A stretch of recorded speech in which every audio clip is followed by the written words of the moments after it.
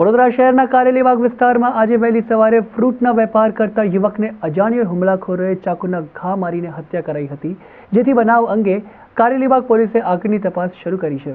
ફ્રૂટની લારીઓ પર ફ્રૂટ પહોંચાડવા માટે ટેમ્પો ચલાવવાનું કામ કરતા નાઝીમ પઠાણ નામનો શખ્સ આજે સવારે નિત્યક્રમ મુજબ ઘરેથી નીકળ્યો હતો, જ્યાં કાસમાલા કબ્રસ્તાન પાસે કેટલાક અજાણ્યા હુમલાખોરે યુવકને આંતરીને ચાકુના ઘા માર્યા હતા।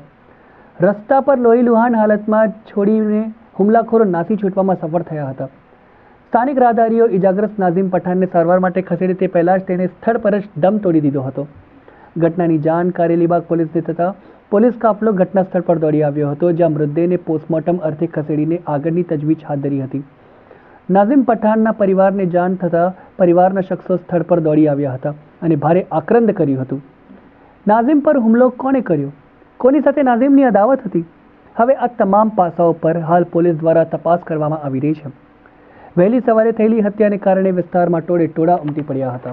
તેના માથા ઉપર છે, છાતીના ભાગે છે અને આજુબાજુ પોલીસે સીસીટીવી ચેક કર્યા છે તો એક વ્યક્તિ એમાં નાસ્તો જાય છે, જેનો હાથ લોહીથી ખરડાયેલો હોવાની પૂરી શક્યતા છે। તો હાલ તેના કુટુંબીજનોને આ બાબતે મરનારને કોઈ સાથે તકરાર અથવા તો બીજો કોઈ પ્રોબ્લેમ હતો કે કેમ તે બાબતે તેની કાર્યવાહી કરી પૂછપરછ કરી અને ફરિયાદ લેવાની કાર્યવાહી શરૂ છે।